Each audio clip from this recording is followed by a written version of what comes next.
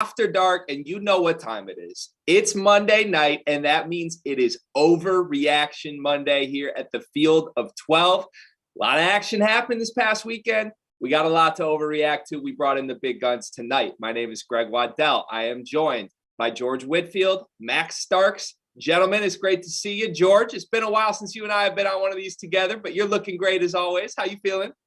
The looking great part, that's my mom and my dad. But the time apart, I hope you got your notebook. With the help of Max, we're gonna get you some more notes.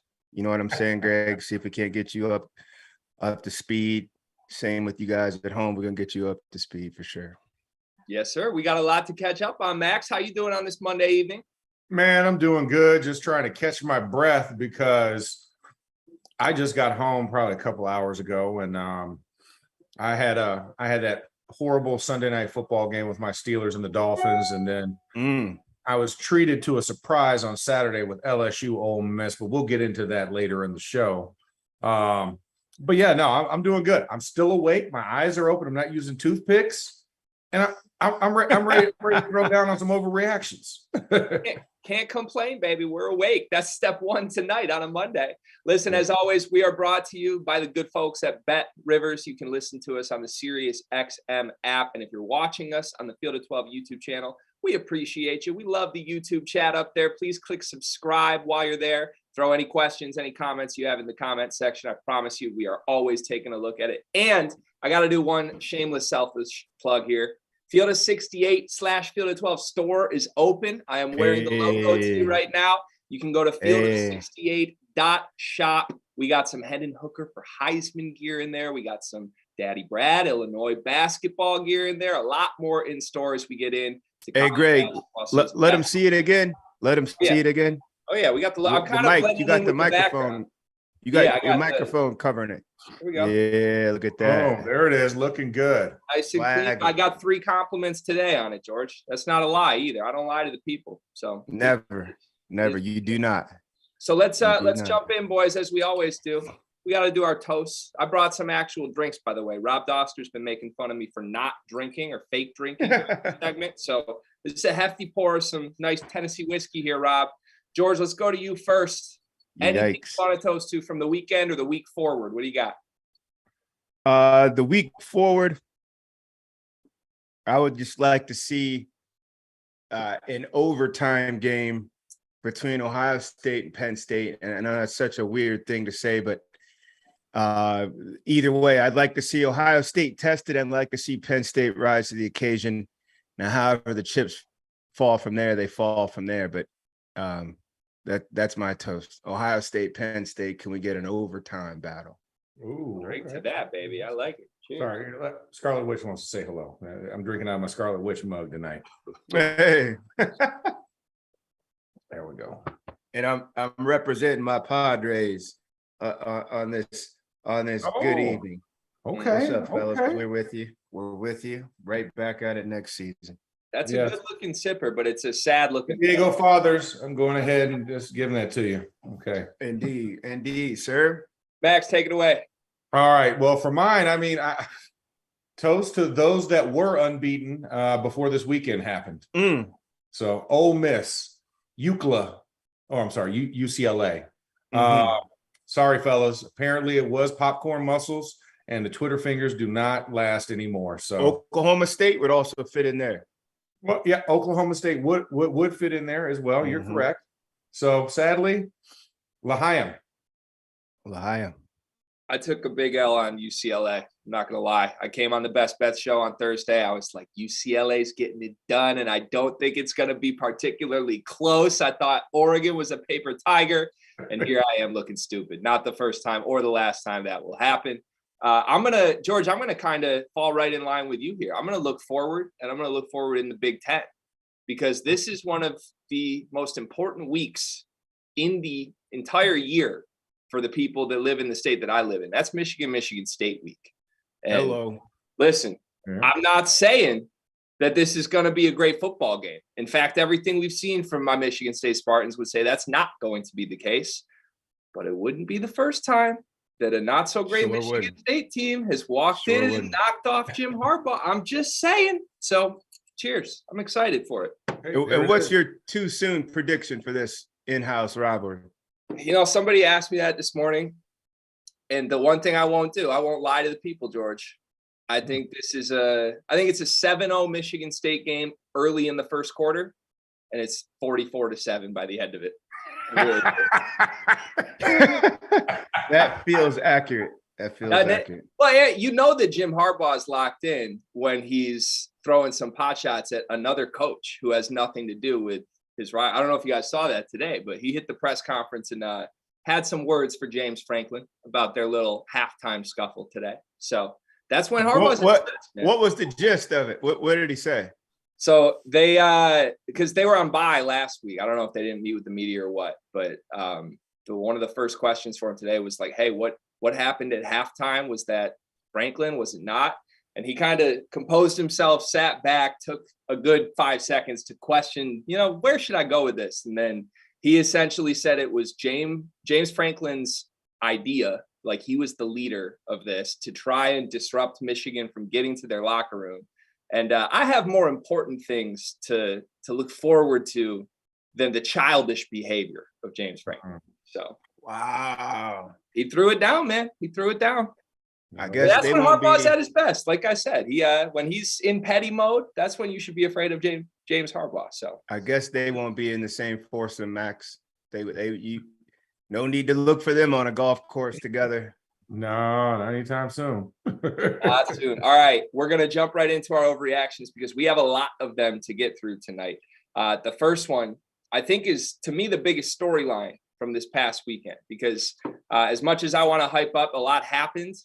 It was a little quieter week in terms of results, you could say. Maybe moving the needle power shifters the week before had the big headlines, right? Last week felt like a little bit of a breath of fresh air after the high octane intensity of Alabama, Tennessee.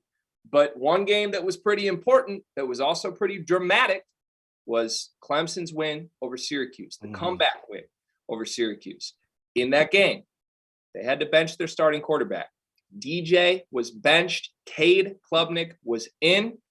And if you watched or listened to what Coach Sweeney had to say after the game, he kind of poo-pooed it pretty quickly and reiterated that this is DJ Uiagalelei's team. Do we buy this or do we not?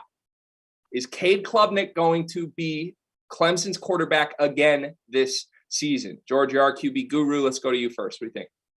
Yes, 100%. Cade will be the starter.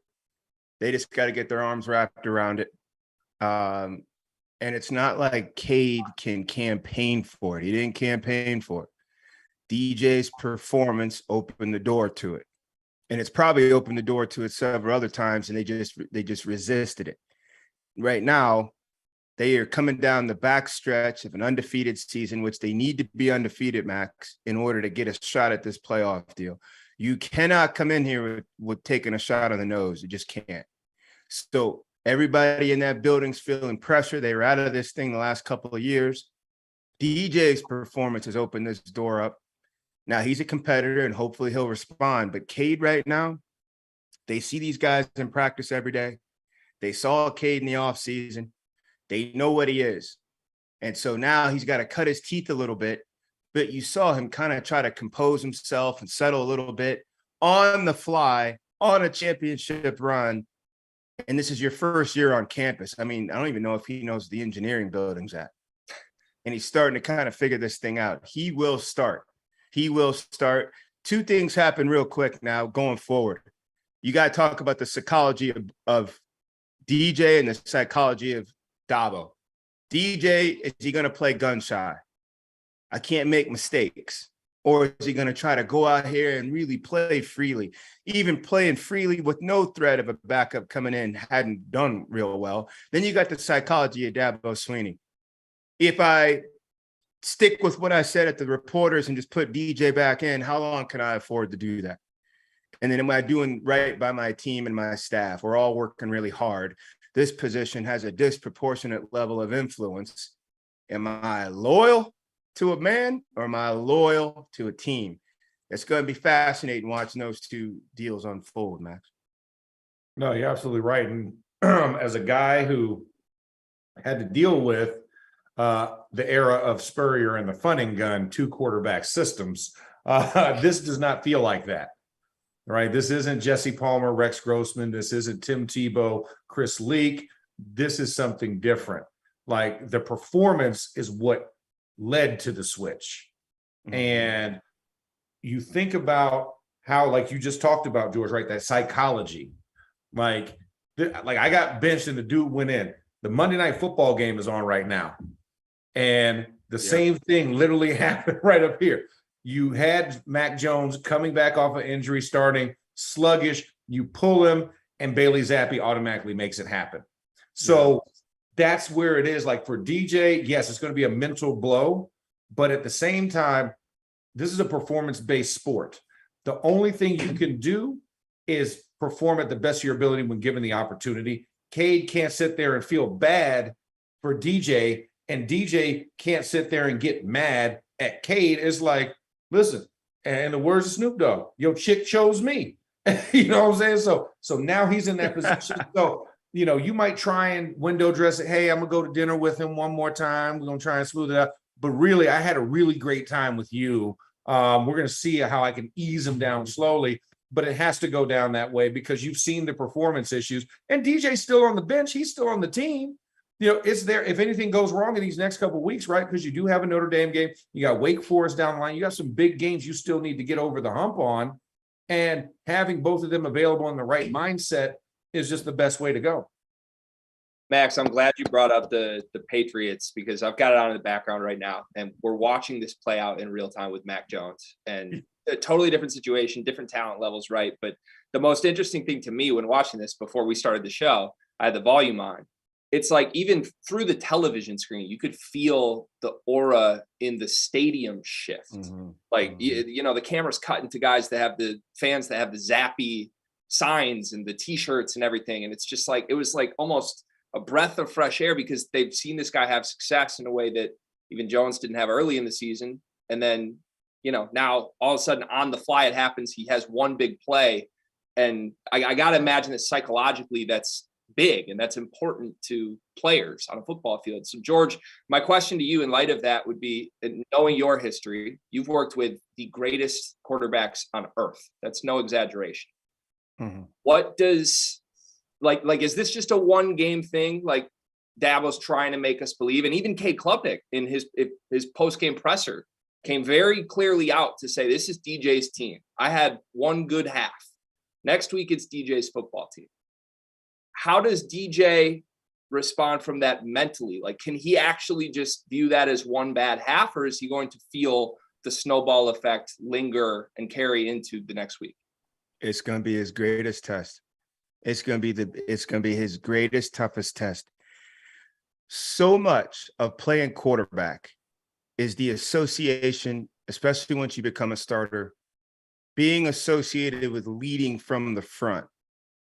And when you're not the starter, it's like the general who's on the horse who has to get down off the horse. And now you find yourself amongst the rest of the troops. You got to kind of figure that out. And you are uncomfortable down on the ground. You've been up front. You've been up on top of that horse leading. This is going to be his greatest test. The only real way I know for him to drive forward is work. You can't. Your performance has already spoken so loudly. We took you out of the game down 21-10. The true freshman comes in with that double-digit deficit, and however it was, hook or by crook, by this or by that, we come out with a win to maintain our perfect season. That's going to be a tough deal. The only real way he can do it is by working. He's got to be working. He's got to be vocal. Be what you are. If you've always been vocal in the weight room, stay vocal in the weight room. If you've always been real gracious in the quarterback room, stay gracious. Like the bite of this thing can push you into some dark corners. He's got to stay in the middle of the ring with that. Get out to practice, work, study yourself on film, be who you've been. You got to be who you've been, and you got to keep working. That's pretty much it. And a quick note about Klubnik. So I've known both these kids since they were like early high school, right? They both just took over their starting jobs. Cade is the type of dude, fellas, that if you dropped your wallet, he would run and catch up to you or drive it across town to you, and he'd attach a $20 bill to it because you were inconvenienced, or, hey, you left this at my place. Hey, Max, this is your wallet. And I put $20 in here too. And I also noticed you had a little Burger King receipt. I threw that out. You didn't want to carry that trash. That's who he is, right? And as soon as DJ does something great in practice, you know, the first voice that he's going to hear from congratulating him on that? Cade. It will be real fortunate because Cade he just doesn't have, you know, those fangs and claws like a lot of quarterback rooms would have. DJ's fortunate from that standpoint. He's unfortunate from the standpoint that Cade's a worker. He's a killer quietly, and he's been winning all through his Texas career. Now he's on your heels. Awful timing. But it will be fascinating to see how this plays out. All right, so let's wrap the Cade Klubnik segment of this with a simple, pointed question. Maybe it's not this simple, but I'm going to do my classic tie your hands and make you answer this here. Max, you're going to go first. Okay. 2-part question. Part 1. Could this Clemson team win a national championship with DJ as the full-time quarterback? Yes or no? No. Can this Clemson team win a national championship with Cade Klubnik at quarterback? Yes or no? No. George, same questions. I agree on both ends. Okay, good. I just had to get the pulse there. I was curious if this really shifted the needle or not. Thank you. Thank you. Thank you. Yep. I agree, but he speaks the truth both ways. Vitals are there, Max. I'm glad we checked that, right? The vitals exactly. Vitals are there. I know I can be a bit dramatic, so I just wanted to make. Yep. No, it's steady. It's da-doom. We're good. There we go. All right. All right. Let's move to my country, Big Ten country here. Ohio State and Penn State. George alluded to this in his toast, but this is a very, very important game for both teams, given the way the narratives of their season have gone. Obviously, Ohio State, Penn State, anytime is an important game. But all Ohio State is hearing right now is they've played no one. We can't take them seriously. They're stat padding, et cetera. And to an extent, I think some of that's true. When you've got CJ Stroud and the first team offense on the field up 30 points in the fourth quarter against whoever was on the field for the Iowa defense at that point, you can't tell me they're not stat padding it a little bit. They got to play somebody. Penn State is somebody. And for Penn State, coming off of what Michigan did to them 2 weeks ago, this feels like a very, very big prove-it game. Now, they took care of Minnesota at home in the White House. Last week, I watched a lot of that game. Penn State looked pretty damn good. But that was also against Minnesota without Tanner Morgan. And Ohio State is certainly a much different test. So for overreaction purposes, fellas, okay, Ohio State and Penn State will be the game of the season because of all of this buildup that I just led us to, and it means so much to both of them. The game of the season for whom? For the Big Ten or for the entire country, fellas? No. No. I get it. You might have some people that, that cold front came through. They're a little shaking a little bit. No. The game of the season. We just saw what it was supposed to be. And the next biggest one is going to be the one next week down south. That's where it is. The SEC is going to reside with a big game that has national implications. This game only has national implications for one team. It's Ohio State. Am I fake or am I real? Am I a fraud posing as a team that should be up here, or am I the real McCoy? That's all this is going to answer, because we know what Penn State is. And we watched them get drugged by Michigan, right? So it only benefits one side. The one that's coming in a week from now, that one's going to determine two positions about not only who dominates the East, but who also dominates in the rankings, because people feel that Tennessee should be at the number 1 seed, even over Georgia, who was idle last week. So, I look at that, and that we've had some humongous games already this year that have already given us a taste. I think that Ohio State Penn State game just slots in as big game. That's it. It's just big game. I mean, what time? It's going to be a noon kickoff anyways? Is it a Fox big noon kickoff? Horrible by the networks to do that. By the networks. Yeah. That is if it was that big of a game, it must be 3:30 or later. That's it. Night game, whiteout. Yeah. Night game, whiteout is what it should be. It should be that tells you ABC game. Somebody in Columbus has some juice, though, to say that it might have been a whiteout on paper. And they said, hey, what would be nice if that game was played right at 12 o'clock? That'd be ideal. Yeah. And then somebody at the network said, yeah, we can make that happen. That should have been a night game. Money talks. It talks loudly. So let me ask you guys this. You guys are both familiar with LA, yes? Mm-hmm. Okay. Well, let's just take 4 different neighborhoods in LA. The Valley, Compton, Crenshaw, and Santa Monica. Right now, this current moment, Ohio State is the baddest in Santa Monica. And they're knocking out loudmouth dudes who kind of their size really smaller. And then they're knocking them out. And people are like, yeah, but you ain't in Compton. You ain't in Crenshaw. They even got gnarly dudes in the Valley. Yeah, but we'll all eventually meet up. We will see them. Like you, correct. They're not in Compton, street corner to street corner in these knockdown dragouts. They're not. But untouched, unblemished, no scares. But they're knocking them out. But it's all going to funnel in anyway. And dare I throw a metaphor on top of metaphor, but Max, rest of these guys have heard me say this multiple times. A bear is a bear. It don't matter if it's up against like a German Shepherd, if a bobcat sneaks into a bear exhibit, or some drunken dude who got funny and slipped in there, they're all getting ripped up. But just because we haven't seen it up against another bear, we're going to question the viability of this bear? I don't think that's wise. I just don't think it's wise. You still have the eyeball test, and they are treating inferior talent like inferior talent. There are no close calls. Georgia went to Missouri, snuck out of there. Alabama, now that you look at this Texas team that's been getting beaten, Iowa State only beat Iowa State by 3. They got out of Austin by a point. Ohio State has had no such drama. And because they haven't had drama, we're saying they're stat padding or this, that, or the third. No, they're just taking care of business on a schedule that was made 3 years ago. And it's still in the Big Ten, and all their heavyweight stuff really starts Saturday. And then they'll see Michigan. They'll see the state of Michigan here in the next couple of weeks, and then they'll be on into it. So I think everybody just has to kind of hang in there, but a bear is a bear is a bear. So I love the analogy. I heard you drop that on Saturday night, and I was watching the post game After Dark show. You guys should tune in if you're listening at home. You are like, what's that show? No, it's after all the action on Saturday. George and the fellas do a great job every single week.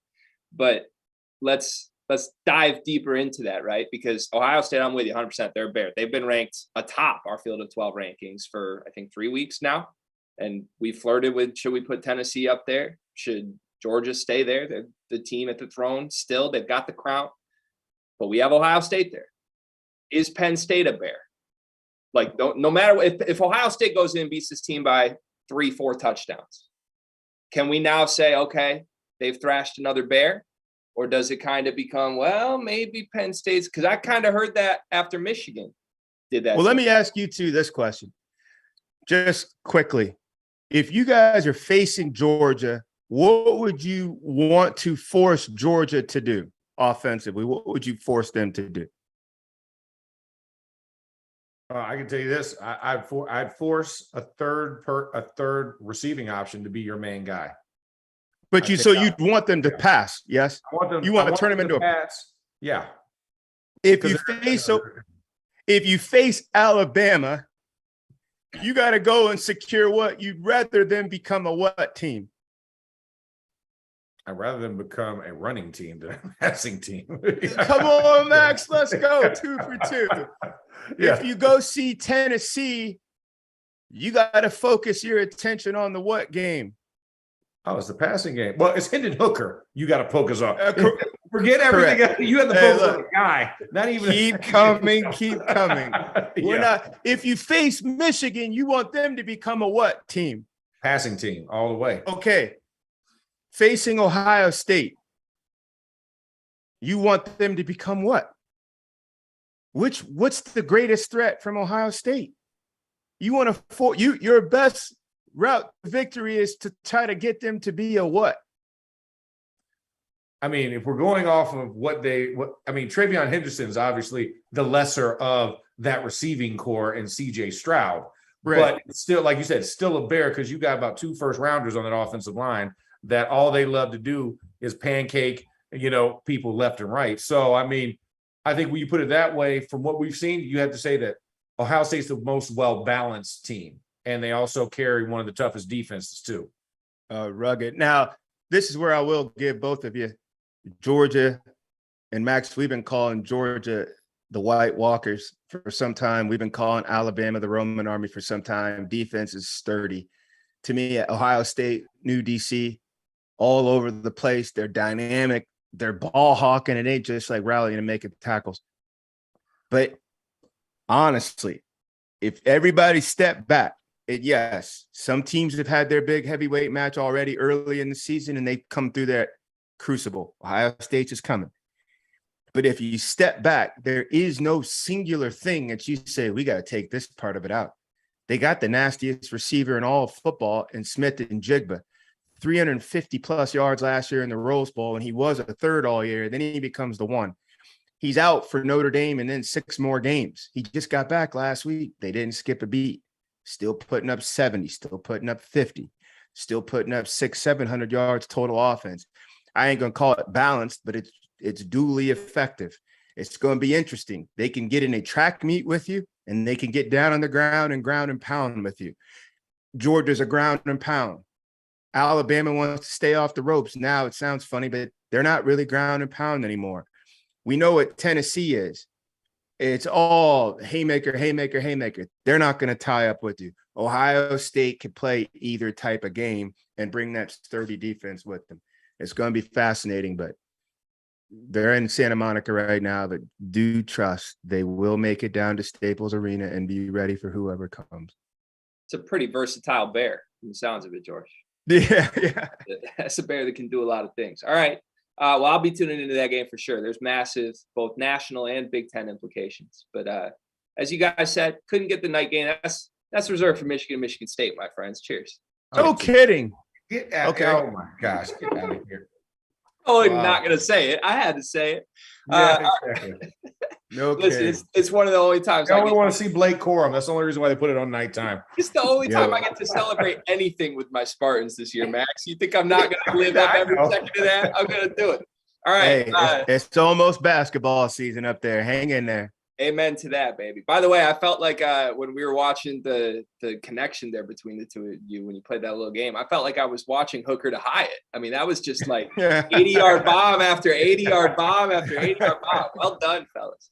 So we're going to move to the Big 12 here, where we saw Oklahoma State, a team, again, George, you alluded to them when we did our toast, but Oklahoma State survives against Texas. I think that's the right word. They were down for the majority of that game. Texas jumped out to a lead early. And I think Texas had a lot of opportunities, not necessarily to put them away, but to make the second score that kept keeping them out of striking distance. Mm-hmm. And for the majority of that game, that didn't happen. Quinn Ewers was 19 for 49 against Oklahoma State.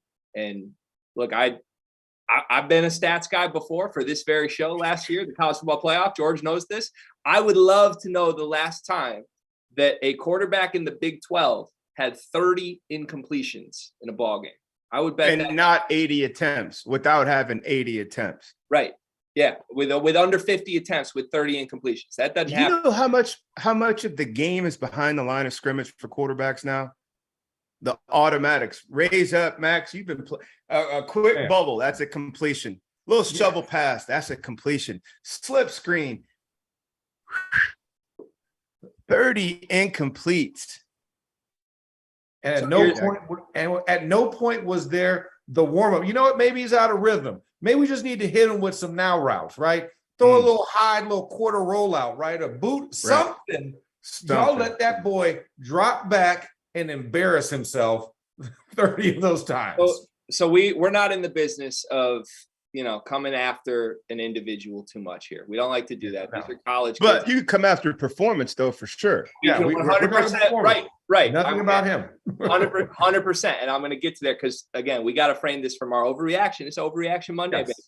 So I want to put some context into this performance because we're not just coming after the guy randomly. Oklahoma State's passing defense, 124th in the FBS this season. Oh, my gosh. This is not a good passing defense. 19 for 49. And look, I watched the game. You guys are smarter football minds than I am, but it looked to me like he missed a lot of dudes. So from an overreaction standpoint, we crowned Quinn Ewers way too early, and we do not know what caliber of a player this kid really is. George, again, you're our quarterbacks guy. What do you think? I'm a defer to Max. I'm going to go second because I've been yapping a lot. All right. I'm going to say this is what we do. It's par for the course. We want to crown people. Heck, let's take my alma mater. We crowned Anthony Richardson in September off of some gimmick plays from the year before. I mean, that's what we do. You see, sometimes people get enamored. You see the NIL numbers. You see the snapshot, right? You don't see the full, see a snapshot. You're like, I already know what the answer is. I know what we're going with. But all these young players have to grow. They have to continually gain requisite knowledge and experience, and only playtime will dictate that. Because the same thing was, they thought a year ago in Texas A&M, Haynes King was going to be the guy. Well, we found out, no, he is not. Because you got to play. You have to show us over and over that you can shoulder that responsibility. Like George talked about earlier, right? You want to put a guy on the horse and make him the general. What if he can't ride a horse? Right. You want to see if he can ride the horse before you give him your best horse in the stable, right? You want to try him out on one of the little mares, one of them Shire horses, and just see if he can get up there and gallop around the fences right in the field. And that horse is going to buck him off. That's what we're getting to, where I think people, because you saw Quinn Ewers in that snapshot against Alabama until he got injured, man, he can go toe to toe. We don't know what would have happened after 4 quarters. And now we see this performance, which I kind of blame Texas. I blame Sarkisian on this one. At what point did you forget that Bijan Robinson was in your backfield? At what point did you forget that boy was back there? Because he only touched the ball, I think, 6 times in the second half. Touched it 18 times in the first half. So, and they tried to make Quinn this guy, and it was like, no, stick to the recipe. Why are you freestyling right now? I told you how to make these collard greens. This is grandma's greens. They good for generations. Why are you throwing paprika in there? Don't deviate. Don't deviate. Don't deviate. Nobody wants smoked turkey wings. Put the ham hock in there. For the record, Max, 5.8 average yards per carry for Bijan. Greg, I thought you were going to say, for the record, was ham hocks. That was the record. I thought but go ahead. Sorry, Greg. No, you're great. You're great, George. No, I think you hit the nail on the head though, Bijan, right? Like, I mean, he essentially is unstoppable. And they were having success in the first half. And again, this was a game Texas led for the majority of the game, including a majority of the second half. And they still went away from the run game. It was pretty baffling to me to watch play out. But George, I mean, I'm assuming you've obviously interacted with Quinn Ewers at points. Yeah. You've seen him up close and personal. You know the talent that is there. But what's there was a lot of hype because I hosted the show last week, right? With I think it was Trevor Knight and Christian Hackenberg, two esteemed quarterbacks here, beloved at the Field of 12.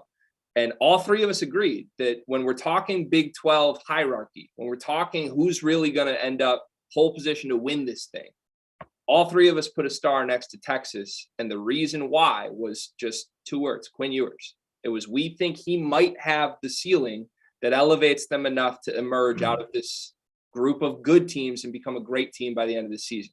That didn't happen in this game. And now it's probably insurmountable for them to overcome as far as the conference standings go. But is that a Quinn Ewers problem or is that a Texas problem? It's a Texas problem. It's a Texas problem. And I've had the fortune to be at the Elite 11 for 16 years now. And I've only been doing quarterbacks for a year before that on the field, working with them. But kids don't rate themselves.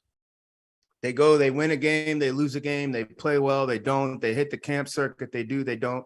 They don't rate themselves, and it's easy. It was a perfect storm. South Lake Carroll in Dallas, big, prominent, lavishly covered school. I think he had a couple years starting. They had a whole lot of success. He had a whole lot of help. He's got, you're driving an Army tank, and you're driving an Army tank really well in front of big crowds and big Texas football. He leaves the state to go to the Buckeyes, who at the time were number one when he committed to him. Then when he returns, it's like the prodigal son returns home to Sarkeesian and to a Texas base. And let's be honest, Greg, Max, it's a Austin, Texas with their Longhorns. They hope and hope and hope and hope, and those hopes turn into expectations. Other places, hope is hope, and it's like, it's measured. Let's get some steps. Hey, let's get this solidified this year, and the next year we can add. But when I cringed when I saw Texas sold 67,000 season tickets to start the season. I said, ooh, they're sipping that Kool-Aid down. They are ready. And again, nothing wrong with coming in and supporting heavy, but you got to keep perspective. And everybody thought Quinn Ewers has a cape on. Quinn Ewers is a good quarterback. He's like a very good quarterback. He's not the best quarterback in the Big 12. He may not be top. He might be third in the Big 12, just to be all the way honest. If we're just going to be honest about it. Did he ever rank himself amongst Big 12 quarterbacks? No, but we all did. We put him nationally and all the rest of this stuff. He is who he's been. That's it. And then Texas around him. I mean, he's got all these big monster receivers. You got an all-world running back behind you. You got a big-time head coach who's been a coordinator at all levels. And, yeah, you've had some nice games, and you've had like a clunker. But I think the pressure on Sarkeesian and on Quinn Ewers uniquely is Arch Manning. That's the pressure. They won't talk about it out loud. They won't say it out loud. But either way, the fans are going to be in those stands with their 67,000 season ticket holders. They'll be ready to go next year no matter what. The other 21 starters that step out there for the Longhorns next year, they'll be fired up no matter what. The pressure is on Quinn and it's on Sarkeesian. They got to cover some ground. You got to get and establish yourself. You got to give me a case as the coach as to why I'm not going to throw you in a dogfight this spring. Here in a couple months, he's going to be in for the fight of his life. Because Arch Manning is coming in with a tidal wave behind him. A check down to a running back is going to be the greatest check down any quarterback has ever had at the Longhorns. If he jogs off the field from spring practice, it's going to be the greatest jog any player has ever had. Look at the hustle, the love of the game, the this and the that. So Quinn's got his wave. A tidal wave is coming. And now if he can just sustain some good performances, get some big wins, and make it known without question, this is mine. Anybody who's going to join, welcome, but grab a seat behind me. The door is wide open. He hasn't put one hand on that door. And if I'm Arch Manning, I'm like, this is great. These guys look competitive. We're in some real ball games. And the guy who's playing my position is, I know I'm going to get a dog fight. I want a dog fight. Split the reps up. Let's go see how this plays out. It's a great point about Arch. It really is. It's like it's shiny toy syndrome, right? Like there's always a shinier toy, no matter how shiny your toy is, no matter how fun it is. But except with Arch, it's the biggest example of shiny toy syndrome ever. This is not just a regular toy. This is the toy of all toys that Texas is going to have to play with next year. And just think of the pressure. Think about the pressure. Max, imagine this. You're on the field getting ready to battle. And the guy that's behind you that everybody has heard about since you got to Texas State, we've also heard about him, His 2 Hall of Fame uncles will be on the sideline, just watching practice, chilling, eating popcorn, talking to reporters. This kid will have some national commercials. He'll be the first college football player not playing to have commercials. Yeah. All his finances will be out there, all this, all that.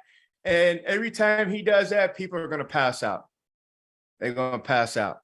Your game, you have the stage right now. You got to take this on for yourself, because you want to be a better player, period. And then you're going to have to lead this team. But 30 incompletions against a team that, I mean, frankly, you said 124. There's only 125 Division I programs playing football. They're the worst in football against the pass. So, again, different type of pressure from DJ. DJ's is internal, and they're making a championship run. They're pressed to do something now. But this kid needs to press to do something right now as well, because he's under pressure. Both those guys, I mean, they're under something tremendous. Yeah, no, I mean, Quinn Ewers got to go full Missouri on him, right? We all know what Missouri is, the show me state, right? You got to show me something, because like you said, this is third generation NFL quarterback caliber talent that is poured into this young man that's going to be setting foot on campus in Austin, who worships football, you know, right next to Jesus. Okay. Like, this is no accident. This is nothing else. Quinn Ewers has to come out. But here's the thing. We all know about this, George and Greg. There's 2 things about pressure that I know. It can be applied or it can be felt. Which one are you in that situation? Because right now it's looking like you're feeling the pressure while you had to throw it 49 plus times. You knew you had an audible check in there where you can hand it off. Don't act like, oh, coach said it, I have to do that, I'm a robot. No. You knew how you was feeling in that moment. You also know there's checkdowns, like you said, there's checkdowns in that offense. Don't go for the long bomb. You are in control. If you were feeling the pressure, I'm being more of a game manager and not this elite quarterback. Talk about that on the sidelines after you score a touchdown, right? Boring and consistent is what people want to see, because it, like you said, you just said it, it translates to wins. I would rather have a boring victory than an absolutely stunning loss, a fantastic loss, right? Absolutely. Give me that dub. And you can't sit there and do that, because Arch Manning is winning every time you make that decision that you don't feel like you're showing enough or that you're doing enough, and that you're feeling this ghost pressure on you. Like you said, he's going to be in for the fight of his life when it comes spring, because if that dude farts, oh my gosh, that's amazing. Is that fried chicken? Oh, that's my favorite. That's my favorite flavor of cologne right there. I mean, everything he does is going to be amazing. So you have to just establish yourself and make sure that you're the guy that quote unquote, that hope expectation that people hope that he will be, that he will show those moments along the way, so that at least you have a fighting chance when it comes springtime. Yep. I just hope. Go ahead, and know this: if you get to spring and they're in that battle, and Sark's not going to declare anything in spring, they'll get to that spring game. If Arch goes 10 for 20 with 2 drops and 8 overthrows, they'll be like, well, once we get these drop balls cleaned up, he's going to be just fine. We're going to roll. It's hard to correctly share how much pressure is. I don't think any quarterback is going to have been under this much pressure. He's been famous since he was a freshman in high school, and he's been playing good ball. He say it again. On the back of the that name on the back has been famous for 60 years. You're going up against a legacy, and then here's the other piece, right? And this is just Texas. It's kind of college football, but it's also Texas. Quinn tweeted a couple weeks back his Maserati got towed, and people are like, a Maserati? I'm like, oh, this dude got a Maserati, a Porsche, and a something else. Like, life is good. He's tasting the finest bourbon, the finest steak, the this and that.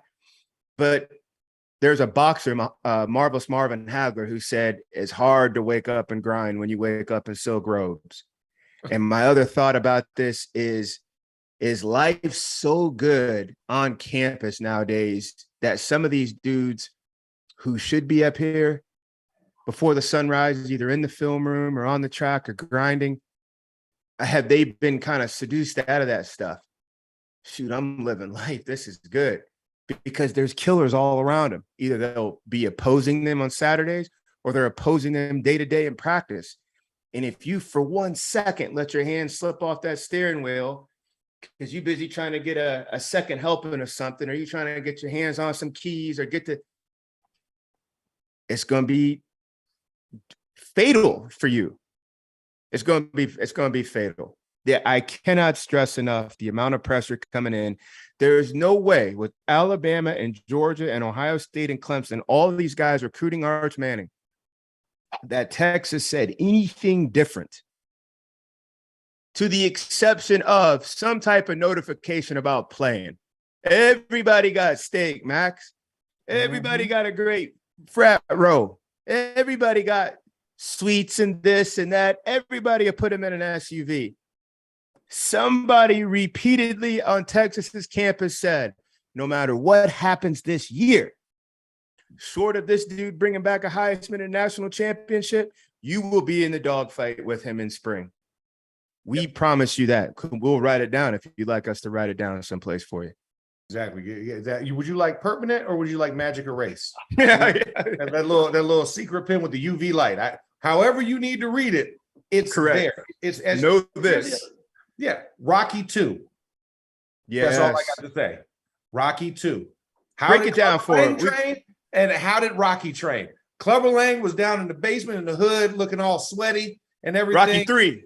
Oh, sorry, Rocky 3. You're right. Rocky 3. Yep. He's down there sweating, and you got.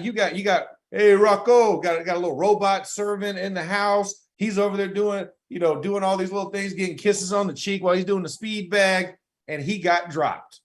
Yeah. And hey, listen, Rocky had gold rings. Mr. T had feathers. He had feathers in his hair. That's real talk.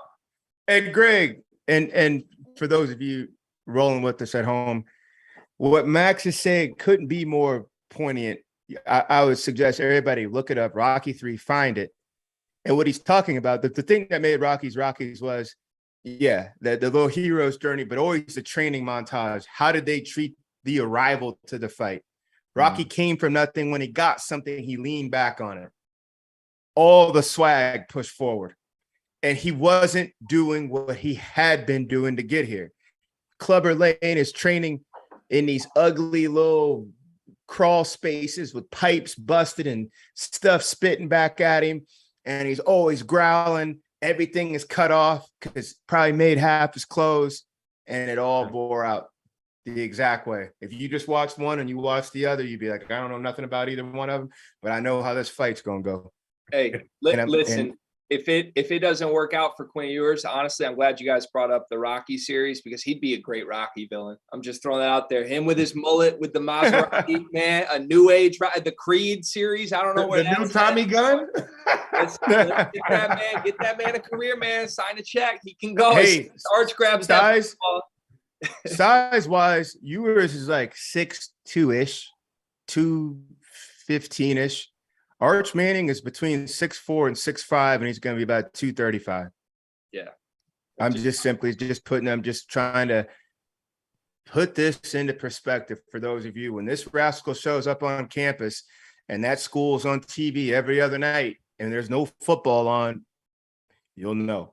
He is no try-hard. He looks like a big old thoroughbred when he walks around the building. And he's got the influence. He's like Ivan Dragov.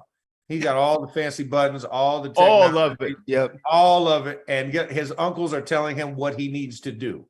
Yeah, and correct. When his uncles don't hear it, their granddaddy is talking about it as well. And I guarantee when he comes in day one, what he's going to decipher from watching film is going to blow everybody in that way. It might rival the offensive coordinator. It might rival Sark. Correct.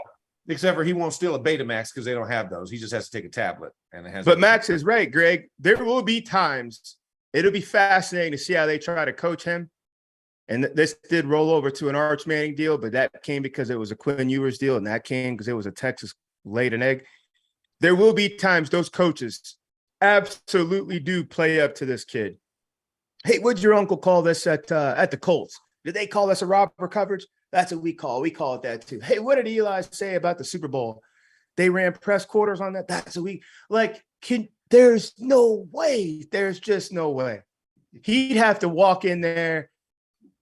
Like even if he was asleep, they'd be like, "Hey, Art, you don't mind waking up? Do you? We got a quick point, and I'll let you get right back to sleep. But I just don't want you to miss this. You know what I'm saying? Like it's a tidal wave coming. It's a tidal wave coming. And if Quinn Ewers don't sober up and sit up straight up on that horse and get going, it's going to be another transfer because it'd be tough to sit in there as a number 2 behind a guy after you was already leading this program. He's got to get going. Yep. All right. We got about 10 minutes left in the show. If you're watching us on the YouTube channel, we appreciate you. Jump in the comments, click that subscribe button. Field of 12 is where you can find us 4 nights a week, Monday through Thursday, and also Saturday evenings where George and the fellas are on after all of the action. Also, you can listen to us on the Sirius XM app.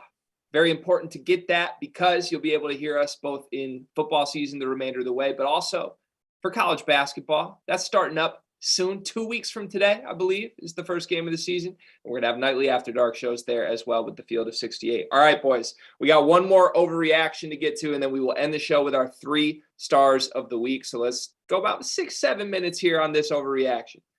And this one's spicy. I'm not going to softball. This is a spicy one. Mario Cristobal should be fired. I'm just going to say it. They're coming off of a 45-21 loss at home to the Duke Blue Devils.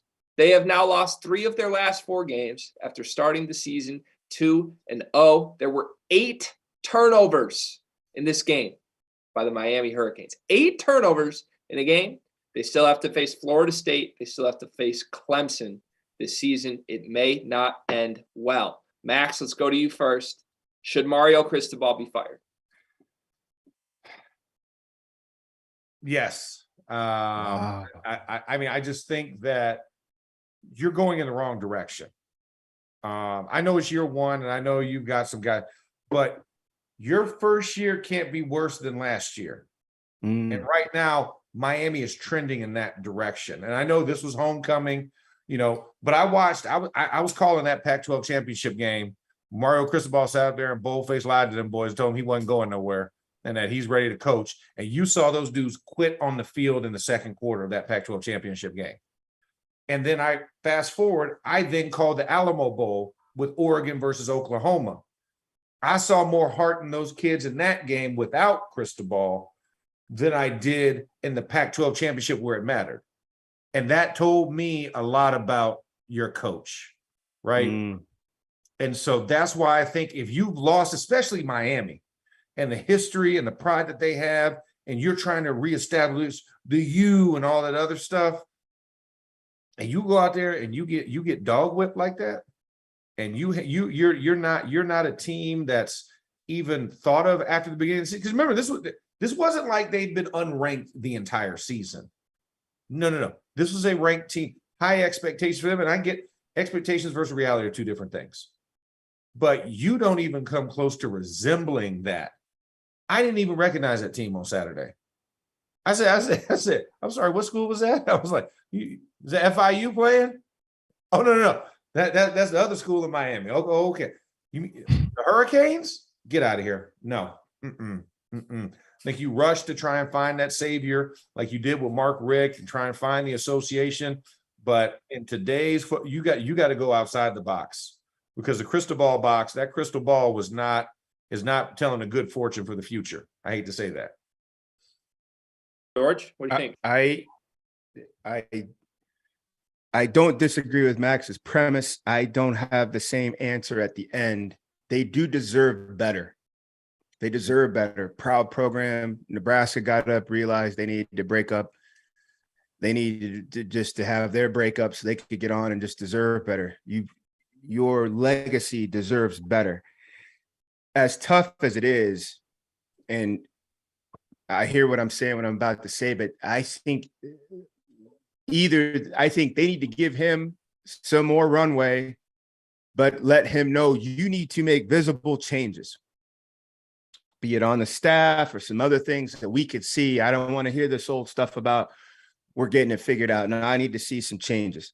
And it's fascinating because if you look at Mario Cristobal and Brent Venables and Marcus Freeman, all of them highly lauded, highly touted, highly ranked. And that's three of the biggest programs in the sport.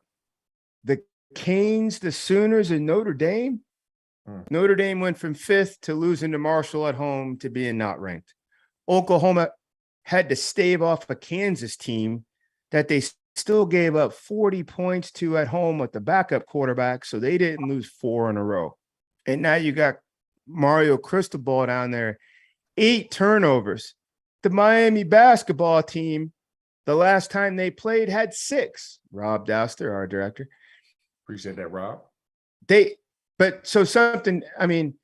then Max, I guess my question, and Greg, I know I ran long, but you're good. Where would you go to get better? Like you've already got him. You already got him situated. Yes, you want more. You deserve more, but he has done effective work in the past. Yes, he'll drop something cold like Oregon and walk off from it. He's always professed his love for this program. Where would you turn if you dropped him off? And it's going to cost you quite a bit of money.